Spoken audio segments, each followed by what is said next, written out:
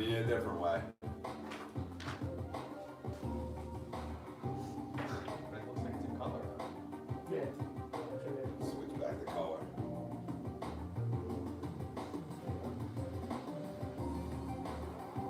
Color. It's not bad.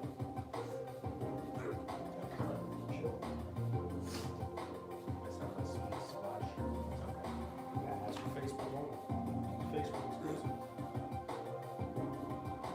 You're a man with my spot. Shut up, Ralph. It was good. You started on Facebook?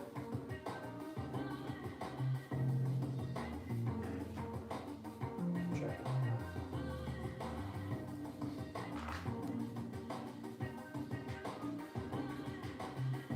Good.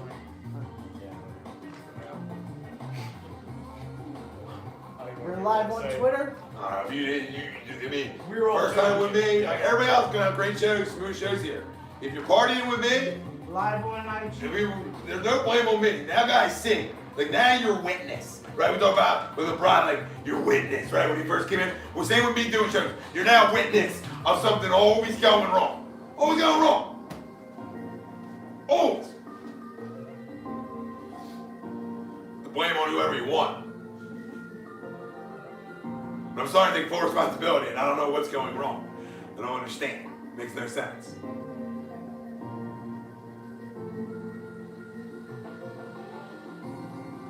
It was good, Ralph. Good. Pray to God it doesn't fall. Huh? Pray to God it doesn't fall. Yeah. No, we fucking jump up and down tonight. Oh, she's definitely falling. She's definitely falling. 5, 4, 3, 2, 1. AM in the PM only on A2D Radio.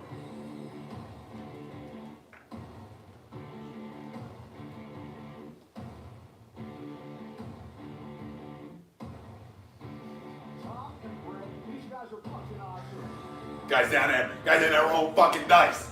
Rolling dice down there right now. Everybody rolling the dice. Rolling the dice. Going away. Where you going? Oh, he said. Good play, craps. It's dice rolling. Is he out for 2 weeks?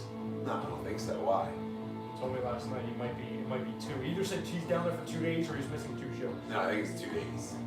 I was close. Yeah, that's fine. In I the just form wanted to get you fired up. No, yeah, we'll talk about it. He's missing what? We'll talk about it. We'll destroy him. They're not lose his rent money.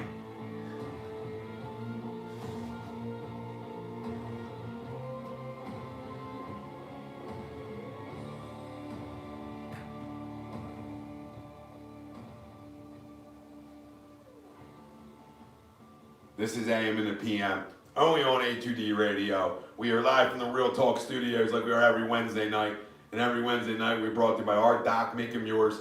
That's Dr. Paul Vidal, Specialized Physical Therapy, LLC, Burlington, Cherry Hill, Princeton locations. Tell the doc we sent you, fam. The best in the business. Tom Arnone, Chrome, Ryan Brodo, Ralphie D on the ones and twos. No Greg Mlakovic with us tonight. Just rolling the dice, baby. Down in AC, so if you're down there, hit him up. Slide his DMs. He can use it.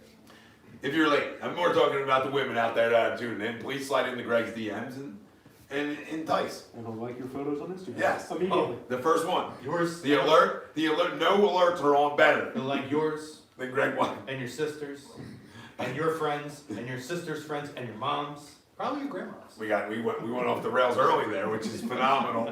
Ton to talk about tonight. Later on the show, Flyers playoff push. Right now in the second wild card spot. So they play good hockey, you're still you're still hanging on. Yeah. Can they hang on? We're going to talk about it. Phillies pitchers and catchers yesterday. Exciting day. One of the best sounds in all sports is the first barrel and the first sound of a mitt. Ball popping in the And you love that stuff. So we'll talk about Phillies and the expectations, projections came out the other day having a 77 wins. I think that's a flat out joke. We'll talk about it. And listen, pitchers are down there. That's his team's one weakness. I think they're going to flat out hit. And we'll talk about that all on the other side. Joel Embiid and Ben Simmons. The conversation continues to circle around. And last night showed you that these two absolutely can play together. And the last 2 years didn't show you. Last night showed you that they can play together. So for that narrative, we'll discuss it, dissect it, and tell you how important it is for them to be here long term like they're signed for. Because this is what it was built for. Can these two generational guys win you a championship? We'll discuss. Sixers head into the All-Star break. Winners of 3 in a row. And listen, Much needed. yeah, and everybody can tell me, oh, well, they want them at home. I don't care. Like, I'm all about responses. Right? Everything in sports is about a response to something. So when you go on your worst skid of the season and you lose 4 straight on the road in the fashion that you did, right? It's easy to get caught up in everything else and not come home, regather yourselves, and come play damn good basketball. And they've done that over the last 3 games, heading into the break, 3 on a 3-game winning streak. Ties into our poll question. Will that continue in a way? The Sixers will be in the Eastern Conference Finals. Do you agree or disagree with that statement? Let us know. Facebook, Twitter, Instagram, YouTube. Yeah, YouTube, yeah, you can find us now. There was a long time. You want to know why we're an hour late? Because of YouTube. We're not here to point fingers, but it's because of you. It's because of you. Agree or disagree? And listen, for our podcast people, iHeartRadio, Apple Podcasts, Spotify, Spreaker, Google Podcasts, SoundCloud, iTunes. So everywhere, subscribe, follow, like, help us help you. We're here for you, fam. That's why we're coming on at 11 o'clock at goddamn night. And listen, you need gutters. It's raining out, man. This is gutter season. You wouldn't expect it. I thought that'd be more like April. But this is gutter season here in the middle of supposedly air quote winter. And get your gutters. Hit up my boy Michael Ambrose, ambuckservices.com. AMBUCK services.com. Hit him up. Let him know. ATD sent you. 10% off. 10% off your gutters, gutter guards. Your decision. Tree trimming, installation, restoration, all kinds. They do a lot. A lot. The gutters are just the starting point. It just hit me with the rain. But go check them out. Everything. I'm going to have to do my deck. I'm going to do my deck when the time comes. Because I feel like I'm going to fall through it. So, you also have your decisions on the poll question. The Sixers will be in the Eastern Conference Finals. Agree or disagree? I'm just going to tell you this. If you watch anything that I've been a part of since the start of the season, there's been 0 waiver from me. But, family, chime in. Let us know. We'll read off all comments, questions, concerns. Are you still pissed off at Joel Embiid? Are you that soft? Because the same people are like, oh my God, and continue to carry it on, right? Like, I was mad in the moment. In the moment, we were live, so they'll agree, disagree. In the moment, you just have to, excuse me? Like, I'm a grown man, and I feel like I'm gonna get up and smack you. So, I was mad, and I did a video about, no, we don't do that here. And then, guess what I did? I let it go. Yeah. Right? And then when you talk about, if you don't think Joel Embiid's post on Instagram to start with dying here, to become the villain, blah, blah, blah. If you don't think that was premeditated, this is what nobody understands. Everybody in this league posts. They all post. Go follow them. They're all saying shit. Right? He's just good at it. There's a difference. Everybody else, he's just damn good at it. He knows exactly what he's doing. In the location, I said to Ryan that night when the contact was being talked about, that look what the location is, all up, right? Yeah. So he's trolling you back, yeah. And so you people are saying, well, he's soft and he can't handle it. No, he just did the biggest troll job in Philly sports history to you all, and then came out and guess what he did? So what's the problem? This is who I wanted. You understand? I don't mean this. I can't stand up because of the phone for YouTube, but this is who I wanted. I've been begging for it, Ryan. How many Wednesdays? Be who you are. Because what you are got you here, and what you are makes you great. Don't change. As long as you're not a scumbag, don't change who you are. And if you love social, you love breaking balls, you love trolling, and that gets you to play better, do you, boo-boo. I just feel like I just kicked out. Did you hear that, Ralph? I literally just feel like I just kicked out. I feel like I kicked out on there. 3. Pressing the button. Just feel like I just kicked out. Am I here? I don't feel like I'm better. There we go. There we go. Yeah, wow. Maybe because I was jacked up. But you guys understand my point? Like, and I'm out again. I want guys to be themselves. As long as you're not doing things off the court that bring harm to you or other people. Yeah. I just want you to be who you are and what made you great. That's all I wanted. Yeah, I mean, I look at, here's the thing with Joe. I'm the same thing. Like he came into the season, he's gonna take things more seriously. And I don't ever think it was, when we're talking about wanting to see this guy take things more seriously, I don't think it ever had anything to do with the social media stuff or it had anything to do with the on the court stuff. It was more about take your dieting, take your regimen off season. Yep. Get yourself in shape. Take that seriously. As you go through with everything though with him, he hasn't looked like he's been having fun this year. And he hasn't looked like the same Joe. And I can say after this, at least last night, it did look like for the first time since maybe the first handful of games, that he looked like he's having fun. And that's what I want. Like as a fan, I'm with you. Like you see that clip, honestly, it didn't even really piss me off when he first did it. I didn't really think much of it. What annoys me though is at that point was the BS that we were fed after. I was talking to myself. Like just come out and be like, you're pissing me off. You booed me, I got pissed in the moment. I'm good now, we're good. That's what I wanted to see, and then the troll post after and this and that. I will argue with you that the biggest Sixer troll job ever was putting Andrew Bynum out there for a press conference and then never stepping on the court. But I digress. Yeah, well, that's it. That's a whole That's a whole other conversation. That's a whole nother one. Yeah, that's one for another day. Premeditation for maybe a day next week. That's We'll just see. it, But typical. that was my whole deal. Like I want Ben to go out there, or I'm sorry, with Joe out and go out there and have fun. I want him to be who he is on social media and interact with other guys. I want him to get under other guys' skins, Yep. like he does with Westbrook, because it does detract guys and take guys out of their game. One of the biggest trash talkers and Hall of Fame players in the history of the game is Reggie Miller. Reggie Miller never shut his mouth. Reggie Miller did him. And he constantly got under the skin of everybody.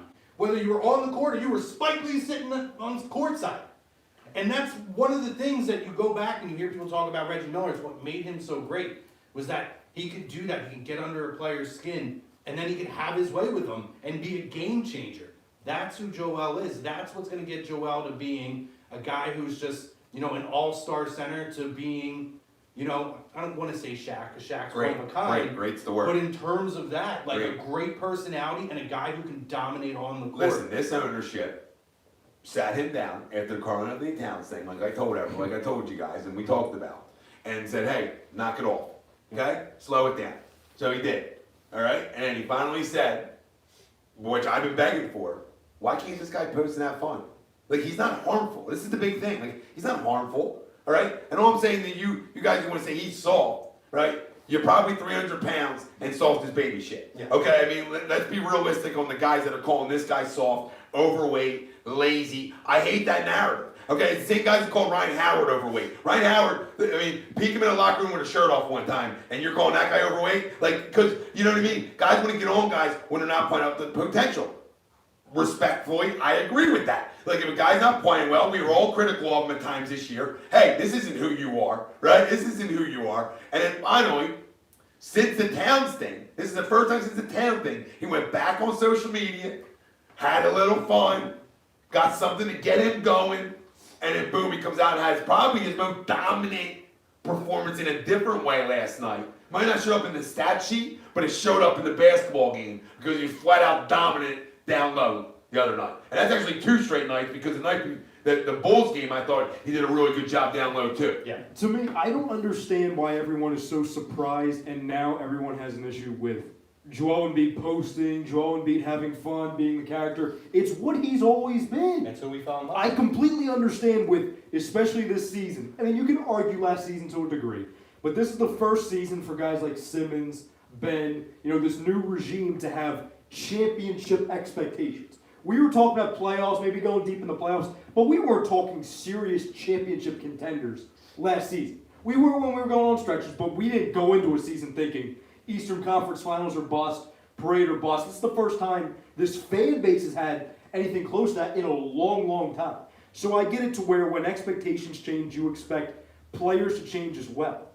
But this is not like Embiid was, an angel on social media and he only posted the good things or he never had social media. He's done that since before he even walked on the court, when he was spending the first 2 years of his career at home on the couch. That's when he studied it. Yes. Yeah, I mean that's when he got it right. That's when he became the social media legend. That's the only content that he was providing us was when he was not on the court, when he was on the couch.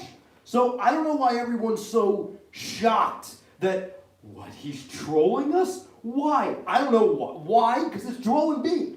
That's what he is. He has fun. And yeah, is he immature at times? Yeah. How old is he? 24, 25? Come on now. Well, what's Al Horford brought in here today, right? The veteran. Yeah. Okay. Well, when one of your leaders does it the night before, Doing a little laugh. right? Now he says, "All right, you want to boo me for a minute? I'm gonna give it to you right back." Yeah. Right?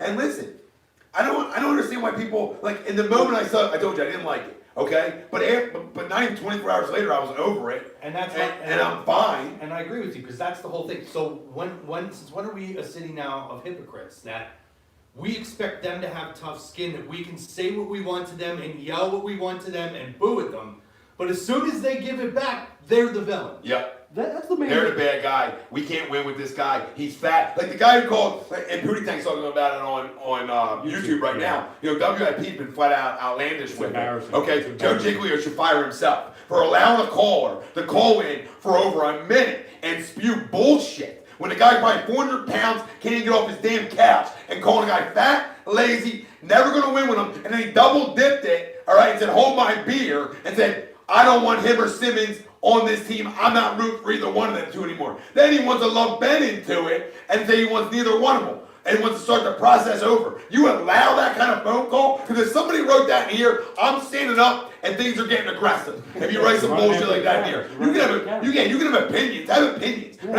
have real opinions. Don't have that narrative of the fat lazy drives me crazy. Why? Because dude, he's gigantic. Like, you know what I'm saying? Like, because he doesn't get up the court like Ben does. I think it's a simple rule. I think everyone can have an opinion, just don't be a friggin' idiot. You know what I'm saying? Like, everyone can have an opinion, but we can easily say, okay, well, your opinion is idiotic. Exactly. We got tons of people chiming in, so I want to get to them. I want to get to the family here in a second. I want to give you the poll question. One thing to add Yeah, to go it real ahead. quick before we get to the fan too, for anybody who wants to say he doesn't take anything seriously or this and that, I don't buy any of that, because you talked about this last year, and some people wanted to troll him for it, but it is what it is.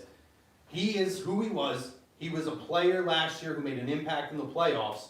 And if you don't think this guy cares, the way he walked off the court, the emotion he showed, shows how much this guy's. Yeah. I just got chills with that, right? 'Cause I got chills with that because all I've ever begged for in this city was guys to show me their true colors. Like Ben's a robot, which I'm fine with. He's a great robot, okay? But he's literally, He really is. personality-wise, he's a robot. You need, you need this. You need personality, And right? Ben took shots at him for it, which I don't understand. And I said it back then, I'll say it again. Okay, so we get mad at Donovan, rightfully so, when he throws an interception and he's doing the grin, the smirk, the Donovan smirk. Same thing with Cam Newton, same thing. So when they smile, they're wrong. So when they're upset, they're wrong. Like, you know what I'm saying? Like, when Embiid's upset, he's wrong, he's a baby. Yeah. But when He's Donovan soft. smiles, he's wrong. Or So what's the or difference? even bigger. No, when they you're go a back. robot. They go back. Yeah, they want robots. It's computer games. No, It is. because they don't like the robot either. Yeah, they don't like yes, any of it. yes. Oh, because, oh no, he's not showing him. But no. Then it flips to, well, you should have played better, or you should have been healthy enough, or not had a virus, you know, during that series. So then it shifts to that. So it's like you can't win with some people. This is what I've learned by doing this. You just can't. Then everybody's got their couch PhDs that, well, if he wasn't eating shit like Chick-fil-A, he'd be less vulnerable to getting Better viruses. play with the Chick-fil-A. Okay. He was better play with the Chick-fil-A. He was a Chick-fil-A the first 2 years. Yeah, allow Then he went vegan and he sucked. Allow them to fillet. Yes. You know, I mean, go enjoy it. You know, I don't need 8 milkshakes. No. You know what I mean? Yeah. But if you want a chicken sandwich, enjoy it. But the guy lost weight this off season. Yeah. It's not like he came into this year overweight. I've been saying this since day one. His mindset, and as a young guy, he has to learn how to do it. Right? He was sort of coasted because he was looking ahead to the postseason, because exactly what you just said of how it ended. All he talked about in interviews leading up to this year is how I have to be ready for the postseason. How I got my teammates need me for a postseason. That's all he talked about. So part of him was looking ahead. Not saying that's right, but some vets can pull it off. He wasn't there yet, and he needed something to get him fired up a little bit, and it worked. So our poll question: the Sixers will be in the Eastern Conference Finals. Do you agree or disagree? Let us know. Chime in. We got tons of family chiming in all over. So where do we start?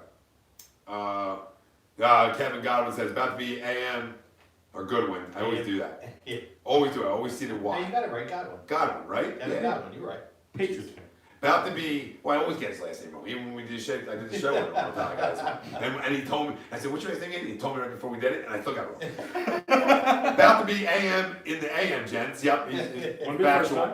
No. Stephanie Hoover, hey, fan, have a great show. Thanks, Steph. What's up, Steph? Tower Coughlin, agree, nobody is beating us in 7.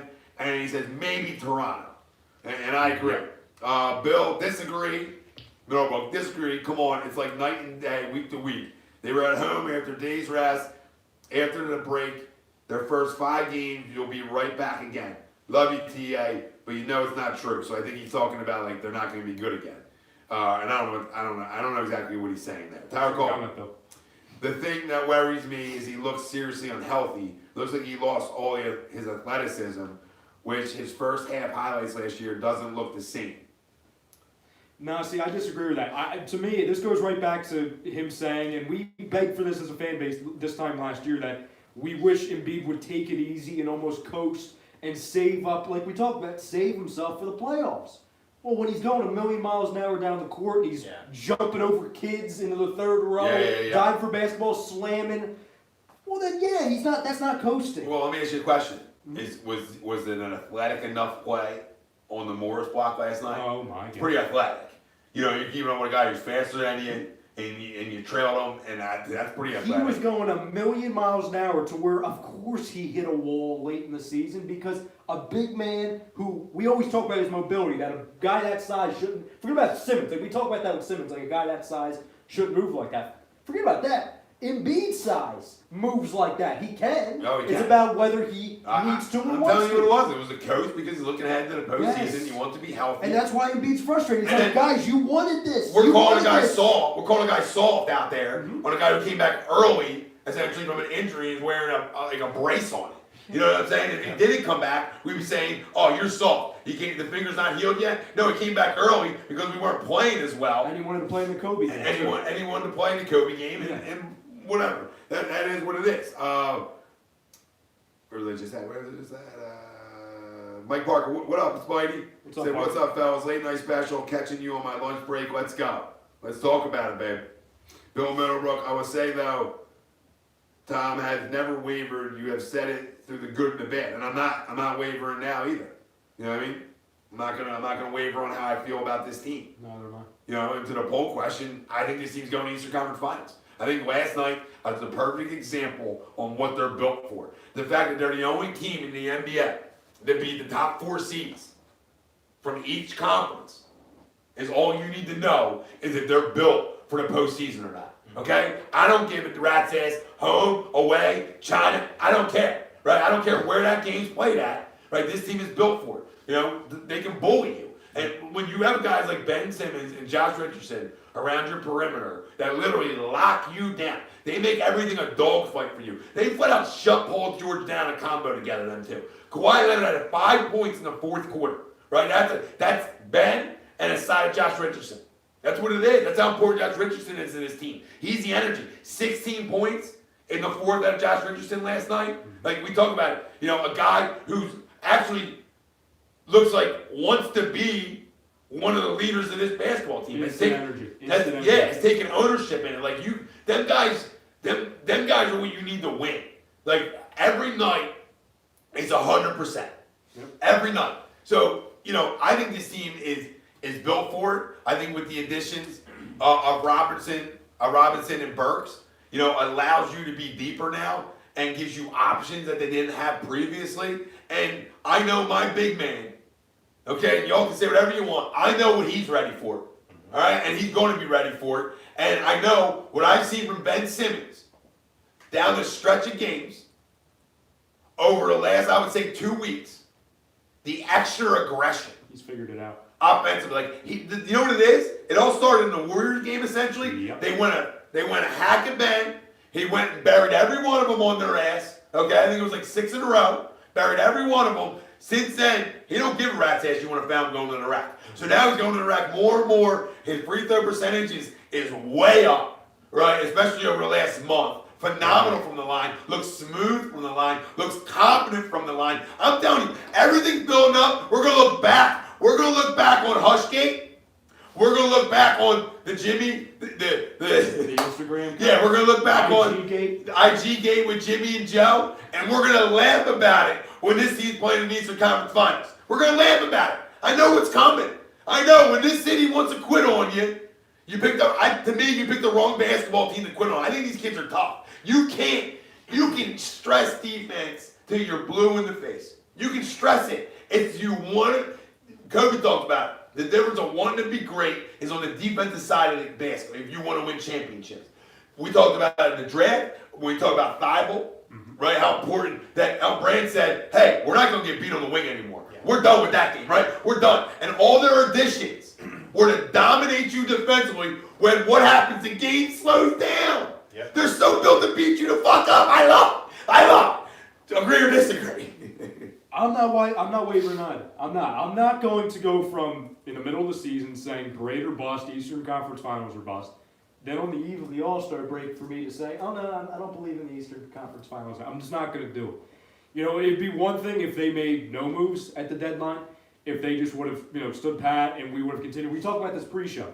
That, a main issue that nobody really talks about. Everyone wants to talk about Joel and Simmons and Al, and especially if you want to talk about Al and Tobias being soft or not doing their jobs, I'm right there with you. We all agree with that.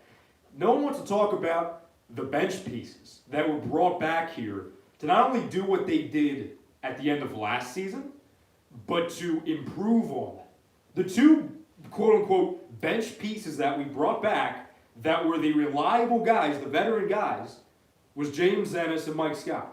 Obviously, James Ennis fell out of the rotation about a month ago. Yeah. He was playing 6-7 minutes a night the last month. Now he's in Orlando saying hi to Fultz. I don't even know if he can even help that team, to be honest. Who, Ennis? Yeah. Yeah, he's played okay since he's got there, but yeah, no, you're right. He's just an energy guy. No, yeah. He doesn't Not do really anything skilled or great. anything great, Yeah. yep. The funny thing is the best thing he did for us all season was 3-point shots, and I want to look the other way when he's shooting threes. Yeah, it's so the awkward. ugly- It's worse than the Fultz shot, to be completely honest. Well, welcome home. Yeah. You know what I mean? Yeah, those two will be very, very, very fond of each other. And then on the flip side, Mike Scott, and you said it, like, it might statistically be truthful. Mike Scott's one of the worst players in basketball. Yep. He just is. I love Mike Scott. I love the Hive. I get it. I understand the fan base. It's all fun. He was brought back to be our quote-unquote sixth man. Our first off the bench, 3-point scorer, veteran, not leader, but veteran presence, toughness.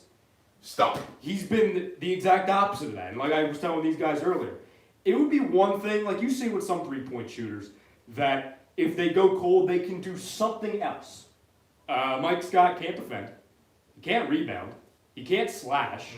Can't really offensive rebound. Like, he can't do anything. He's No, a he's a walking specialist. foul. He's a walking He's a foul. specialist. That's all he He's a is. specialist without a special ability. Yeah, He's just a guy. If you don't hit your threes, but guess what? When you bring in other guys, Yes. it wakes guys up that, your jobs aren't essentially guaranteed here. And to me, it woke Furkan up a little bit more too Yeah. when the deals went down. So, if you want to play, now you got competition. I always preach about the more competition you can bring in, in any sport, and the deeper you can get your roster, the more guys have to fight. Whether it's external or internal competition breeds success. Somebody, if not both, are going to come out better in the end because of it. So we had up until the last week, the first three guys off the bench were Scott, Ennis, and Thibault, Thibault's really special defensively, but he's not a scorer. He'll make, if he shoots 4 3-pointers, he'll make 1. You know what I'm saying? Like, I know earlier in the season he was really getting hot, but that's not what he is. You know what I'm saying? He's not a scorer. He's a defensive specialist who's going to give you energy off the bench. Other than that, you had Furkan who came in, who's emerged obviously as a good piece, especially shooting wise. But that was your bench. Zaire Smith, who you thought before the season maybe he'll be on the roster, stinks, sucks, awful. That was a terrible pick. You have Norval Pell. You know what I'm saying? Like there's no continuity on the bench. Yeah. So then when you have Richardson go out, and that's only not once, he was out twice for an extended period of time. Embiid go out, Horford sucked. Tobias he's been soft. he's been, kind of cold with 3-pointers. Yeah, And you playing go out of back and look position. at a guy like Kyle O'Quinn, who's contributed absolutely nothing to Yeah. this team. Yeah, he did at the beginning.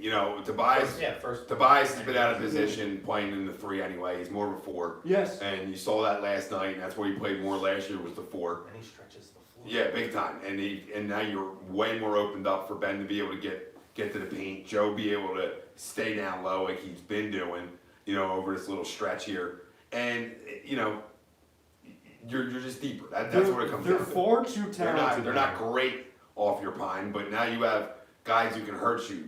Now you bring Horford off your bench.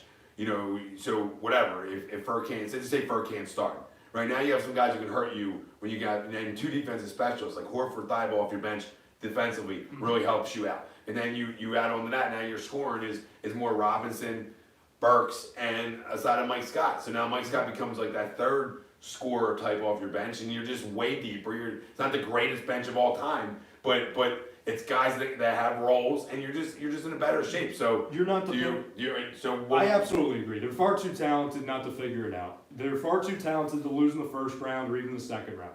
The only thing that scares me goes to the one comment. That's Toronto. If we somehow run into Toronto in the second round, for example, that's going to suck. everything comes to an end now. Everything comes to an end. That's my hope. You figure it out with them too. I mean, sometimes you got to get through that team that sort of owns your ass. I'm just You're hoping right. I mean, that's how it goes sometimes. I'm just hoping that team falls into what Save they this used to be, and that is the regular season All-Stars. Yeah. Before Kawhi, that's where they were. Toronto was always a tough team. Oh, they were winning in 60 regular games a season- year. Yeah. Yes, but once they got to the playoffs, then you had the Lowrys who would disappear. Yeah. Siakam, he did people, and Siakam's very good, but he disappeared in the playoffs, at least against us last year. He wasn't phenomenal. He It was might- more their. He had a couple He good might have, games. Yeah, he but might have nothing- 1 or 2 decent games. But nothing other like than that. this. Right, It was right, their right. bigs who killed us, and obviously Kawhi. I mean, I never really committed to them going to the Eastern Conference Finals off the bench. I wasn't sure about the bench from the beginning. I will say after the hot start that we got in, I was pretty much jumping on board. Now since then, again, I'm not going to say I haven't wavered because I have, but I can say with the way that the team now is constructed, with the moves that Elton Brand made, kind of covering up a lot of the mistakes that he did in the offseason, I look at this team now, and we talked about it before we went on the air. I feel like Furkan needs to be the guy, at least at this moment, to be in the starting lineup, and then having Horford, Robinson, and Burks coming off the bench, and Mike Scott. You now have a bench that's full of guys who can score the basketball, can shoot the basketball, athletic coming off of the bench, can spread the floor. And like you said, the whole point last year when we got Tobias was we have our stretch 4 who's going to open up the middle of the floor for Joel to be able to post up and play down low. And then obviously you chose by putting him at the 3 this year to take that element away. Now adding that back in, again, that's another thing that kind of feeds into this to where he's better positioned to where he is. He can open up the floor. It will also open up the floor for Ben to be able to be aggressive and penetrate if he needs to. Joel, they can feed the ball to Joel down low. And again, I just like the athleticism now that comes off of the bench. It's a much, much deeper bench. We were looking at it basically where we're bringing Kyle O'Quinn in, and he's been nothing but Amir Johnson 2.0. There was just nothing there, and so heavily relied on Mike Scott. I feel like Mike Scott now has some pressure off of him to where he could thrive in a 7th or 8th guy off the bench and come in and drop buckets. So I still think Horford in certain matchups will start though. Oh, and You know what I mean? Like he's going to start on certain- nights that Ben said, or that Joel is going to Not even that. Like, I think there's gonna be nights matchup wise. Right. On teams like against like a Milwaukee type, where you need the size to control Giannis. Agreed. And he said himself, and maybe he wasn't thrilled about coming off the bench, but I do believe he's a team guy and will do what he needs to do. And I think he said it. He doesn't feel like it's going to affect his minutes or anything on the floor. And 3 or 4 minutes here and there isn't going to be a big deal. I think he's still going to have his time on the floor, and I think this is just more effective.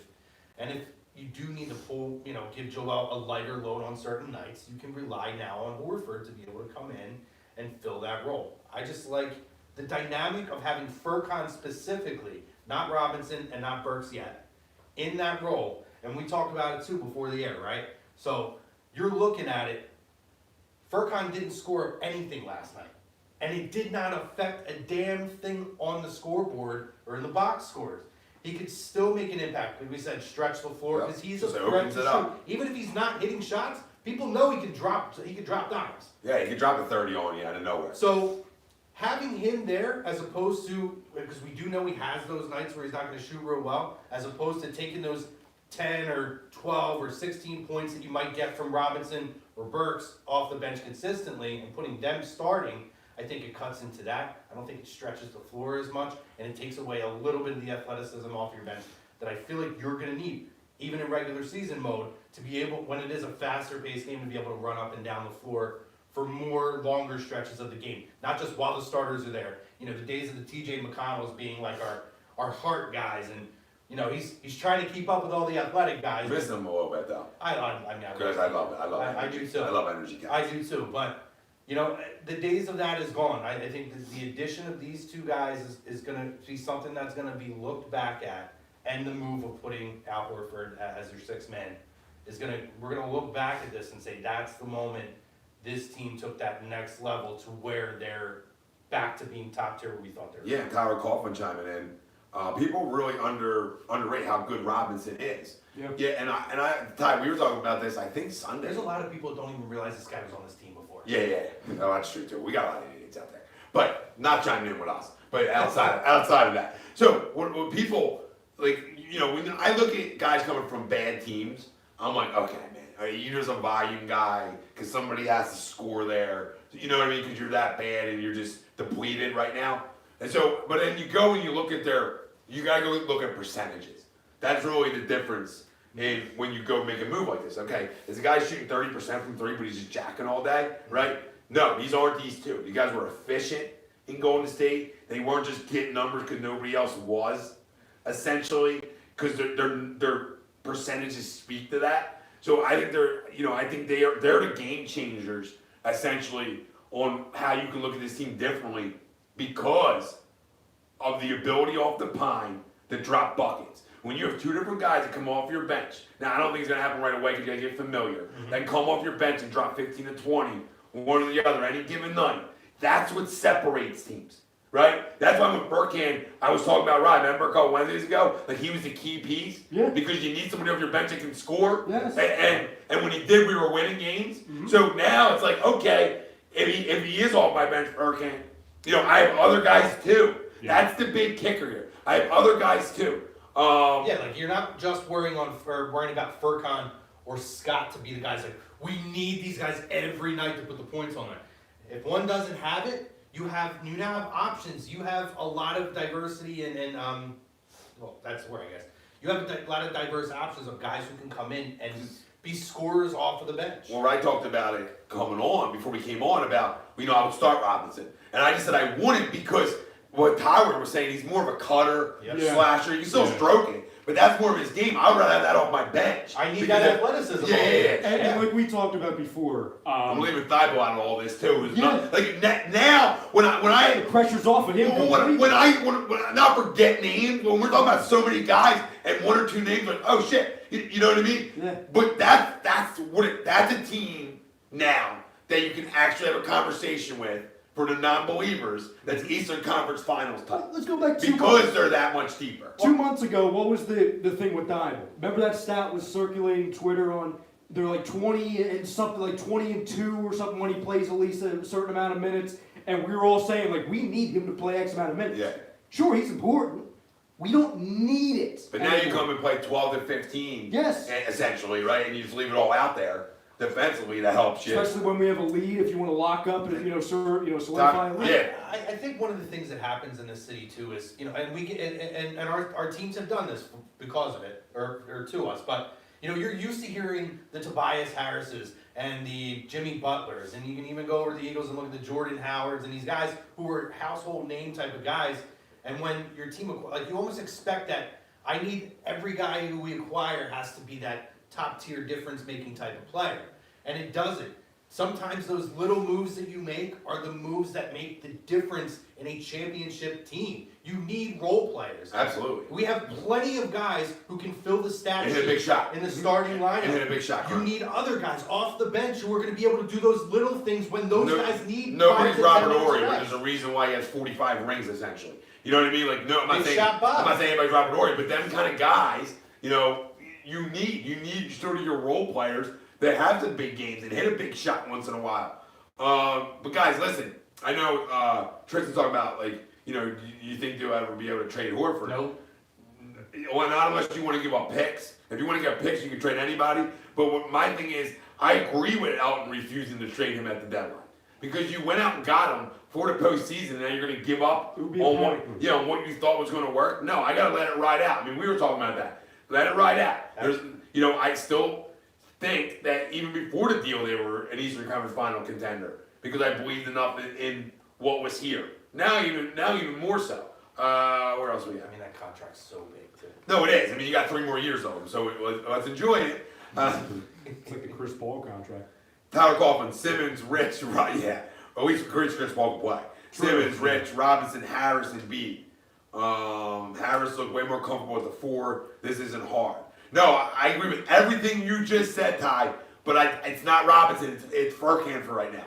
I let a guy who's been with these guys for a minute, I let him in that starting role. Yep. Because if he struggles in that role, I put him back to the bench. Yeah, it's on a short leash. I can always, very short leash, just out of the break. Yeah. Couple games out of the break. If I don't like what he's delivering for me, then I definitely go Robinson. But I don't even go Robinson. I go different. I go Burks. That's fine. Yeah, I'll See, take that's that. all. That's all I do, Ty. Because I think Burks shoots a 3 a little bit better. But I don't care. It doesn't matter. You're not wrong because I would go Robinson. It's really interchangeable with them too. Either way, with Horford now, the biggest key, like everyone's worried about Furkan right now, the biggest key is Horford coming off the bench. Like we talked about it pre-show, that with the dynamic right now, you're starting with that 5, you know, Furkan obviously sliding in for Horford. Then around the 6-7 minute mark, as we always see, Embiid subs out. You bring in Horford. Yep. And then if you want to sub out Furkan for Robinson or Furkan for Burke, whatever. That were Burks. There's gonna be so many variations. Yeah, guys are gonna get their minutes. Guys are gonna get playing time. And I think come playoff time, because you have 30 games left essentially around there. 29 or something. 29, yeah. So come playoff time, I think Brett will have a little bit more of an understanding on what direction they want to go. I mean, they already made a move that told the family out there all you need to know. For all my people that say, well, Brett doesn't adjust, Brett doesn't do this. Listen, it is hard. It is hard for an organization that's dishing out 107, 104, whatever the hell $1 million, okay, to say, hey, we're going to bring you off the bench. It is hard. I'm telling you, it's not as easy as you all want to say it is because you have to get that approval from upstairs. And- you understand that? That approval don't come without the guy who's signing checks. And I'll even take it even a step further than that. Not just that, and I know he's only been here for a half a season, but a guy who is as well respected in the league Yes. and a class act as Al Horford, who has not come off the bench since his rookie year, to have to bring him in and sit him down and say, listen, man, this is what we need to do for this team to take the next step You were forward. brought in to me. When it's not even happened, it wasn't like, oh, Horford and Embiid are going to play together. It was always to me like, oh man, this is perfect. Because if I want to only play Joe like 24 one night, I can play Al a little extra. And come playoff time, I'm always going to be big. Or come playoff time, if I'm playing Milwaukee or somebody else, then yeah, I'm going to start them because we're going to be bigger than you. So just, you know what I mean? That's a great point because Why can't you play 25 off the bench, right? If you're going to play 25 as a starter, what's the difference? And There's that's, no difference. and that's what Al said himself. He said that himself. He doesn't feel like it's going to affect his minutes. No. Just changing the role in the beginning. Mindset. And if anybody can handle it, it'll be a vet. Exactly. We were talking about this all summer, and it literally happened game 1. We were sitting here and we were talking about it game 1.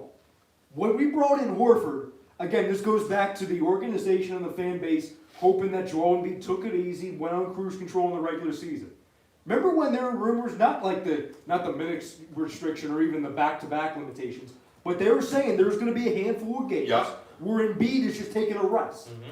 We obviously, that's out the door because he obviously got suspended and then he got hurt. But that was the plan, ladies and gentlemen. He was going to go on cruise control, not by his decision. The organization was going to do that. That's a huge reason why they brought in Horford. Like, to me, I completely agree with you. When we were jacked up on, on trade deadline night, I wasn't excited for to your point, exactly your point, I wasn't like, oh my God, you're going to have a 1-2 punch of Horford and Embiid. No, I was saying, oh my God, we're going to have an option for a backup center that isn't Amir friggin' Johnson. And we're going to be better come playoff time. And then when Joel Embiid's not playing, a la past years to where we went from Embiid to literally Amir Johnson, it goes from Embiid to Al Horford, who's always been a really good center. Absolutely. Tyler Coffin said Al Horford is going to win our love in the playoffs. I completely agree. And if he sucks, then we'll rip. He's not going to. I don't expect him to. Listen, at the end of the day, this game is still easy in terms of defense wins you championships. Yep. Okay? So what's going to prevail come playoff time is who wants to get more palmsy than the other guy. Right?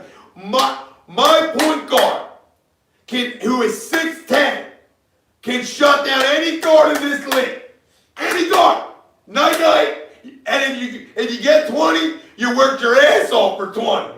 My man's playing 42 minutes a night, essentially. He played 42 last night, like a gazelle. We gotta start putting some respect. Like, this is what the problem is. We all rush for greatness, right? It's the problem. I've been yelling about it to everybody. Nobody wants to listen to me ever. We yell for greatness. We never want to allow. Guys don't walk on the court and are automatically great. Everybody understand this? It takes time to become great. We are watching. Why can't we enjoy watching the development of something great, right? Like for Doc Rivers to say these two are like Kareem and Magic, that ain't some first timer, some Joe fucking schmo that, you know what I mean? That's doing what we do, saying that. Like I've been telling you, he's Magic. He's the closest thing he's comparison is Magic. But for his to say Kareem, when you say Kareem and Magic, two of the greatest players of all time, you know, right up there with the greats. Okay, that's a lot of respect Doc Rivers is showing for what Ben and Joe can do. And I even look at. But they can't play together. They just flat out dominated. They just beat. They just beat the Clippers up inside last night. That's what they said. Imposed their will. Where was this? They can't play together the last 2 seasons. Did I miss something? Like, weren't they on the same team last year? That's been Giannis agreement. And listen, I mean, I think a lot of the reason there is criticism on, you know, shows like Inside the NBA and whatnot, you know, with Shaq and Barkley and that is because they know how great these guys can be together. Shaq has defended them when people said that they're soft. But then he's also said, in terms of the narrative that these guys don't like each other and this and that, whether it's true or not, Shaq's spot on when he said they don't need to like each other to win championships. No. Shaq did it with Kobe. They like each other too. So I'm not saying they're brothers, right? Shaq, you know, they're brothers. Brothers fight. Okay? We're all fam. We've argued about shit. It's just the way it goes. That's what brothers do. Yeah. But it doesn't mean when you all have the same goal in mind, which is to win. That's all that matters. Agreed. You don't have to be giving each other blowjobs, you know, in hotel rooms on the road and be a love affair. You know what I mean? I'm gonna exaggerate for it to be a love affair. Getting palmsy in the For you to win championships, you need to respect each other's game, which they both do. And Joe, who could easily taken 1 million shots at him, doesn't. He says it like almost in a different. He never points a finger at Ben not shooting. Right? He doesn't. He just says, "Hey, we need to, if you're open, you got to shoot it." Yes. Right? But he's never personally attacked them for it. There's been this is what Swaggy P don't say many things right. Swaggy is spot on with saying this is media driven. This is WIP and 97.5 The Fanatic driven bullshit. Yeah. They put these fucking agendas in. Sorry, not even 97.5 because they're not allowed to because the Sixers pay their bills. That's not. Oh, let me backtrack off of that one. Okay. This is WIP because the Sixers don't pay their damn bills. Just like everything on WIP Eagles wise is hand jobs and rainbows. Okay? And when you talk about the Sixers, they hammer and they go off way overboard and they create these narratives that these guys don't like each other. They're never going to win together. They can't win together. Where do you think this narrative came from? Where? Somebody want to tell me? It came right from WIP's mouth. I'm just helping the people. This is the worldwide leader of real talk. Yeah. That's how it is. All right, there's good hosts there. I'm not taking shots at the people there, essentially. I'm taking shots at the way they operate. If you ain't paying their damn bills, you can say whatever the hell you want to say about teams. But when you're paying their bills, you got to be like, well, Well, it's how it works. And that's- Listen to any show, that's and the the narrative's problem. different on who's paying And that's the bills. problem is people in this city think that a lot, you have idiots out there, buffoons out there, and I'll put a name like Angelo Cataldi, who will get people riled up, he don't know his foot from his ass. Who will get people riled up over a sport, something in a sport, he don't know fucking shit about basketball or anything else like that. Same guy who got people to throw batteries at JD Drew, cause he thinks he's some fucking icon in this city. He's an idiot and a buffoon. If you have any half wit of sense about anything in sports, you realize that all this dude is a personality. And that's the problem, is you have faces like that who create narratives for ratings, and who create narratives, like you said, because they're not paying certain bills or this and that. And it's bullshit. It's, let's just fucking throw this out there. Let's get the city riled up over this. I'll put And- my reputation on something right now. Right now. These two win a championship here together. They will. They will. I will put everything I got on it. I literally will, because what I'm watching from Ben Simmons, I already know what Joe is. I ain't worried about Joe. You understand? The evolution of a basketball player in front of our eyes that we're watching. We're watching a guy become more aggressive. We're watching the guy be probably the best defender in basketball, okay? We're watching him grow into this, right? We're watching a guy, free throw wise, gain confidence, stroke. We're watching a guy in pregame, granted pregame, now he's hit 10 in a row, right? Are you guys watching what's happening here? This is the growth of what's gonna be the best player once the shot's done, and he wants to be, he's gonna be the best player in the league. And Joel's gonna be 1B. But I'm gonna tell you right now, that's where the difference comes with Ben. That people. And I was always Joel be the best player in the league. Yeah. I wasn't always right. I wasn't always. No, you were Joel. I was, but I'm watching what I think, because the guy can just play. He can play 40 minutes a night with no issue. That's why I would always. He's tell people- unbelievable. It's like he doesn't stop. Most guys you put him out for 20, they're breathing heavy. He's a fast guy on the court. The way he backtracks on guys when they get ahead of him in transition. And he just dogs you. And Like, he literally makes everything hard for you. That's- oh my God. That's why I would always tell people that, aside from Embiid, he was the best Notice player. that. He's the best player right now. Ben Simmons is going to be a better player because he's a great player now and he hasn't even figured it out yet. He hasn't figured it out yet. He's figuring it out as we're seeing it right now. That's the difference that people, you get so caught up in this, now he knows how to hit a 3-point shot, so people want to see him shoot 3-point shots. I don't care. The thing that will make the difference in Ben Simmons, and I think I've said this to you before, It's the mid-range. it's not even the mid-range. It's a pull upper. That's all it is. It's not that. He's going to be a guy that is going to get fouled down the stretch.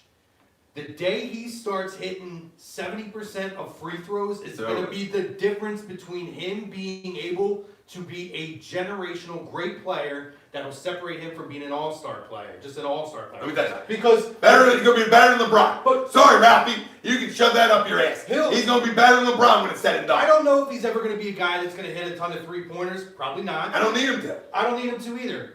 And I think that the mid-range jumper, well, that'll come as time. as time Absolutely. goes We on. saw one last night a little bit. A little 10-footer, right? But the hesitation now, because people, the assumption is this guy can't hit free throws. Down the stretch, people are just not going to be afraid when he's aggressive to foul him. Yeah. But once he hits that 70% mark, where he starts, Which is hitting over right free now, throws, over the last month. right? That's going to start making people second guess how often we're going to foul this guy when it's down in crunch time. I told you It's the gonna Warriors open game up was a changer. That Warriors game when they went hack and bend, and then he started burying free throws. After that, he's going to the rim way more. That way is more.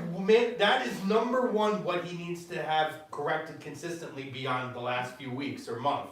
But overall, that's going to be what's going to make him a difference maker. Let me ask you this, And the defense. and I wanted to ask you guys this last week, because you touched on it a few moments ago, to where people just don't wait anymore, they want everything now. Yeah. It's a rush. I think it's, why do you think that is in this city? Because I think it's something very recent. I mean, it's always been like that, but it's been to an extreme the last handful of years. Why do you think that mindset has really changed?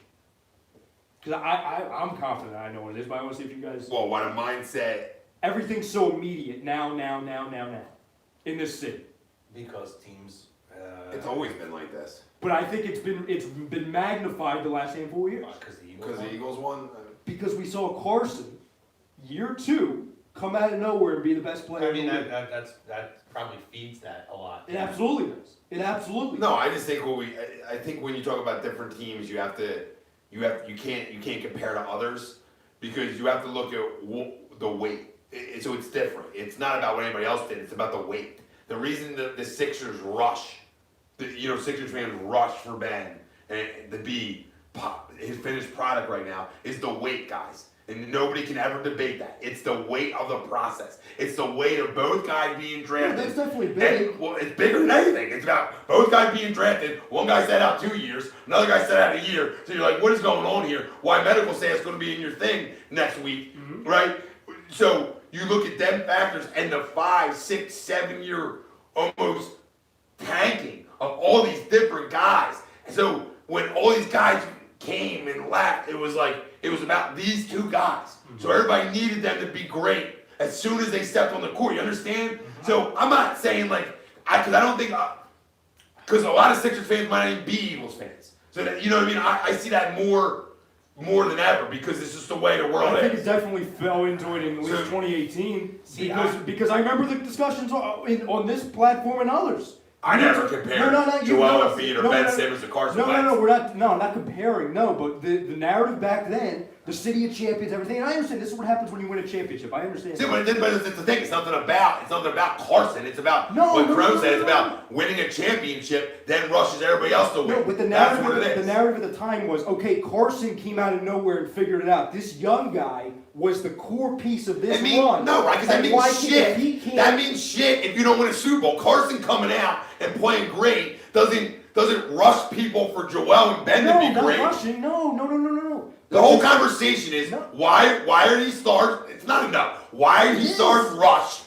How are you debating what the fucking conversation is? It's how are these stars rushed? That's the It's all conversation. about how expectations change in a city. That's why Expectations change because of a Super Bowl win, not because of Carson. No, it's the It's whole. not no. You keep saying no like I'm talking to my father. My father says no more than you do. It's you just changed what you said I'm 5 not times to changing- me. I'm not changing Oh, then anything. you gotta go back and listen to what you That's said. fine. We're on You tape said everywhere. you compared it to Carson because Carson came in year 2, figured it out, and was special. To well now everything's rushed on Joe and Ben. No, it's the win. If you don't win a Super Bowl, then nobody else is rushing up their team to win. It's not that. But Carson didn't even fucking win it, right? You got people out there that are been. important in the Super Bowl run. Will you listen to me? I'm listening. You got 50% of the goddamn fans think he wasn't. I don't give a damn about Well, that. this is the conversation. It's about the fans, not about what you think. It's about the fans.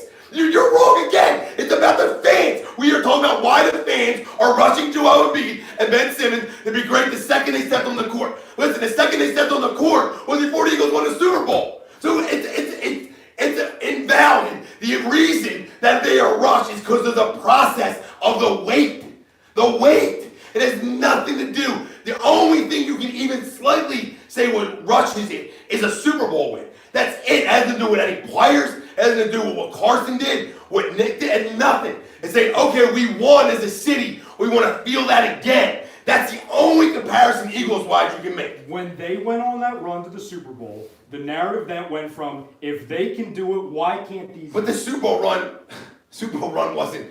The Super Bowl run, with all due respect, had nothing to do with Carson during the playoffs. So if you're going to compare the playoffs or any of that, one doesn't go with each other. Well, he set it up. He set it up. Who said? You're arguing with me about who. You made this argument the same thing. But Carson is setting up the Super Bowl has nothing to do with Joel and Ben. Nothing. So this is what I'm gonna. Nothing. I'm On gonna the face of the organization. It doesn't. It's the process of the wait. I can't believe this is even an argument. The reason the Sixers are rushed and because everybody wants it now is because it's been forever. There's a difference. When's the last time this team won a championship? Why do you think everything was rushed for the Eagles? Oh, come on, done. Why do you think everything rushed for the damn Eagles? Okay, because they never won one. Why do you think everybody now the I'm Eagles? gonna add a different element, Miss. There's no other goddamn elements. Are you two okay? It's the process. I'm making your point. Shut your mouth for a minute. I'm trying. I'm making your He goddamn knows me point more than my for dad. you. You know me more than my dad. This city has had a long Well, come on drought. again, I'll show you. This city had You'll bring him back. This city had a long drought of losing. And what I'm going to say that there's an element See, I can't go with. I didn't discredit the Eagles winning the Super Bowl Right. as a push. I'm That- just discrediting the Carson part. Yeah, I'm gonna take the Carson part. That's it. Because No, because what- you're not going to make the argument against me that I said he was making no a argument big. against anybody. They don't go to the Super Bowl if you don't set them up with home field. But that doesn't one thing have to do with the other. Listen. When we're talking about fans, and 50% of them claim he had nothing to do with it. So we can't have that both. We can't have that as the argument. We can have the Super Bowl as like now they won one. We all want to win one. The fans in this city got so used to losing for so long. 2008 gave them their first taste in 28 years. Yes, Then you had another long stretch. tears by some. And I will add Villanova because Villanova No, huge. don't, please. But I'm just saying. Now I'm going to go on another tangent. But it's a part of there's a large part of the fan base that recognizes A that. couple. You can't discredit that. You may not, 7. but a lot do. But it's another taste of a victory. I'm not sitting here saying Philadelphia's so fucking No, I amazing. got you. But then you come out and the Eagles come out and win a Super Bowl. Which And is the big one. To go with you, there's a panic in this city that we're going to go through another long stretch of losing. Look at the Phillies. Bryce Harper is signed. Immediately people expected they were going to win last year. And I was one of the first ones to tell you, they will win with Bryce Harper. There was no way in my mind they were going to win last year. They may not win this year. I said 3 or 4 years because Harper was just that main catalyst you need Baseball, to you don't win turn with one that. guy, yeah. But I'm saying to bring other talent around. It set a lot of things in motion. That team looked a lot different last year than it did before. So But then, the point is, but the point I'm hold making is, Bryce Harper comes in and people immediately expect because of that drought since 2008 that they're starving for another Phillies title. That they expected things to be immediate. We know better that they're going to win titles with Bryce Harper and with everybody else around, Aaron Nola and these guys. But you have to be patient and let the thing come together. And that's why I'm agreeing with you in that people go through these droughts and get starving for a title. The Phillies are the same thing as the Sixers. People are desperate for a title for that team. And when you talk about the Sixers are different than the Eagles in terms of the fact that like the Eagles never really went through like this huge drought besides a little bit of chip where it was bad. Right, it was always competitive. Not they since Andy, you're were right. always in the mix, You're right? So then you look at the Sixers, who went through this whole long process of losing on purpose to get their guys. Right. So when the second their guys, these guys that we all hyped up because you got it. This is why it's deeper because you waited for them too. If you didn't wait for them, then it's not about that. It's the fact that these fans, we're like hungry dogs. We haven't eaten in a while, right? So we waited for these two guys, not only through the process of losing, but then we get them and we draft them and they don't play, right? So now it adds on to, well, we watch these videos of them and they're so special and they're generational and they're going to be the best and they're going to get us on Broad Street, right? The second they stepped on the court, expectations were playoffs, right? There was no, so my point with these is the expectations for Ben and Joe. I'm not saying zero to do, but very little to do with anything besides what the Sixers went through, and then to combine it to wait for them to, and then you have to wait for them, and they finally play, and them two played together before the Eagles run. So my point is, and that's the only reason is I can't agree with it, is because the expectations, the second they walked on the court, where they better be great, they got to be great, and it happened before. This was when the Eagles had a bad year, so it had nothing to do with that. Now, you want to talk about today, then yes, the Eagles winning amplifies everything, but it does. My whole argument with you is it doesn't have to do with one player. It has to do with a team winning that then drives the other fan base to say, well, we got to win now too. We know these guys are stars. These guys got to be stars. So my point is nobody's ever compared them in year two to, well, Carson was great in year two. These guys got to be.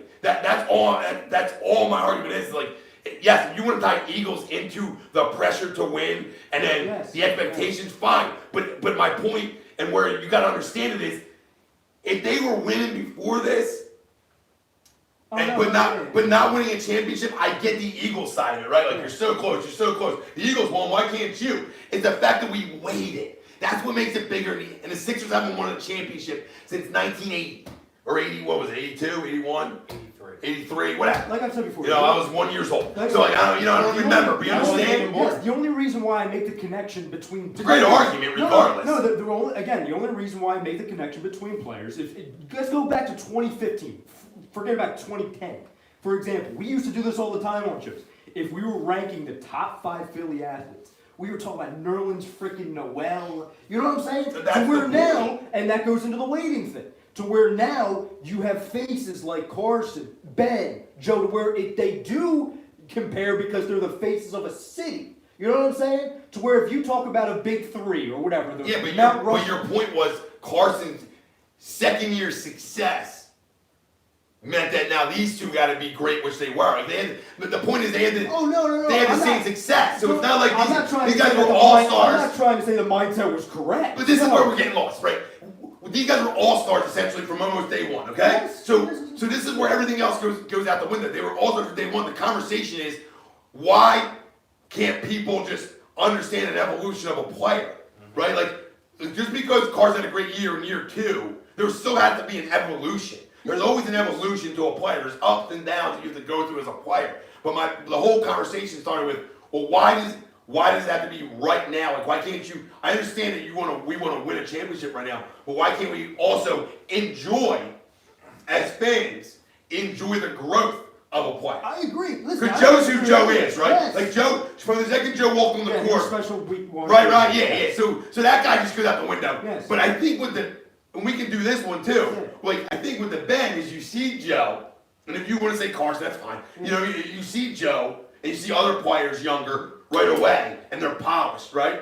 And then you see Ben, and you're like, well, he's missing just a couple things, yeah. a couple things, and you're like, come on, My and only we get lost in it instead of being like, well, we're watching him get better. Yes, my only point is the city thought they arrived. That's my that's But that's the side I agree with yes. you Well, on. that's my point. But it wasn't at the beginning. That's when you gotta go No, listen no, to. I'm not changing it. I'm No, not changing no. At the beginning, it was more Carson based Yeah, than they saw Eagles. one young guy arrive. But if he would have been if he would have been on the fucking float, holding Lombardi himself as Super Bowl MVP, then I can buy into that argument. But I can't believe I'm not arguing against Carson. But he had zero to do with the playoff run besides getting him home field advantage. He didn't play. So as much as I defend him and say, well, he got him there. Yeah, he set them up. He set it up. He didn't get him there. He didn't play it. I'm a delusional fuck if I'm saying, well, he's the reason they won it. No, like Chris Long said, he's the reason he set them up for it. Yes. Without him, they don't win it. Yes, but I mean, we watched a guy that one of the best Super Bowls of all time. So that's my thing. If Carson did that, then that argument's is very valid. It's just the Sixers are deep. It's so deep. It like what we sat through was like outlandish. We were winning 10 games. Like we were winning 12. Or in the years where they were just irrelevant. Like Mike Carter Williams won game 1 against Miami. We thought we were going to the They playoffs. beat Miami. Yeah. But you know what I'm saying? It was instant. Mike Carter Williams had to be great right now. Yeah. Right? And it was never going to be great. No. You know, Nerlens Noel had to be great right now. Okafor was the second. Yeah, Okafor had to be great right now. I mean, the list goes on. So then you finally get your 2 real stars. Markelle had to be great right now. We couldn't wait for it, right? We see what happens. All right? This is all I'm saying. So let's not do this to these two. No. Not you. Oh, yeah. Let's allow the whole conversation. Oh, yeah. Let's allow them to grow together. That's what's fun.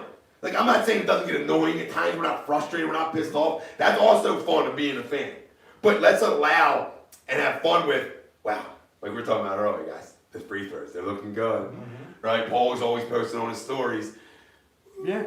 You know, Ben just stroke city, right? So it's like you're like, okay, it's there. It's there. So we're watching it grow. Joe, we're watching him learn how to, I don't want to say be a pro, but one, try to grow into a leader, try to figure out, hey, how does my game work the best? You know what I mean? What works best for me as a player? So we're watching these young guys figure it out on the fly while you're winning 50 plus games a year over the last 2 years, going on for another 50 this year. And we expected them, like honestly, did we really expect them to win the finals last year? No. Is that fair expectation? You know what I'm This is saying? the first year we're entering, like I said earlier. Where Eastern Conference Finals or Yes, bust. it's the first championship expectations. Forget about the 17 wins. You're not saying NBA Finals. You're saying Eastern Conference with me, or are you saying NBA Finals? No, it's the first But it's time. close. It's not No, wrong. That's what I'm just wondering. My point is, it's Eastern Conference Finals or bust. Yeah, there you go, Ralph. No worry. It's Eastern Conference Finals or bust. But it's the first time we're heading into a season thinking about legitimate championship contender. We got on the hot streak through the 6 different rosters we had last season. Like, oh, Jimmy Butler, Tobias Harris. Oh, we're going for it. Like, when they made that trade at the deadline for the Boban and Tobias, Jimmy Butler, that was the organization telling us championship, but we never said championship. You know what I'm saying? Like, we never said we're winning it because we never really thought we were winning anyway with the friggin' Warriors. Yeah, we You know all what I'm saying? said we can Or go to the Houston. finals, but we're not Yes. going to win it. Year before, we went on that 16 game winning streak without Joel. He came back with the mask. They beat Miami in 5. We were feeling good. We were saying their peak could be, oh, well, we play LeBron and the Cavaliers in the Eastern Conference Finals, and that team sucks, so we could beat them. Like, that's when we were in, like, oh, is LeBron coming to Philly mode? Like, it seems like it was Yeah. 10 years ago. I look at it, and it's. But it was never championship. Well, Tyler said the same thing, so the Eagles won bowl, Philly signed Harper and went all in. Sixers went out and pushed all the chips in. We expected a golden era. We all thought we'd see a team win a ring. I still do, and they will. We had people predicting like 4 championships in 10 years. I'm going to tell you right now, you're going to have multiple teams in this city win rings in the next 5 years. Could be 3. We're It due. could be all 4. We're due. Literally, could be all 4 teams in this city could win rings in the next 5 years. I remember being a kid. And this is why I can say from I'm experience. Can we get that on a postcard? I'll stake my Welcome reputation on that. You know what's funny? I've had all 4 of them. I don't even know. Who's closest? Well, no. I'm going to say the Flyers. Yeah, 'cause I don't Oh, no, I wasn't even No, going there. no. I don't even know what the fuck essentially we just argued about for 20 minutes.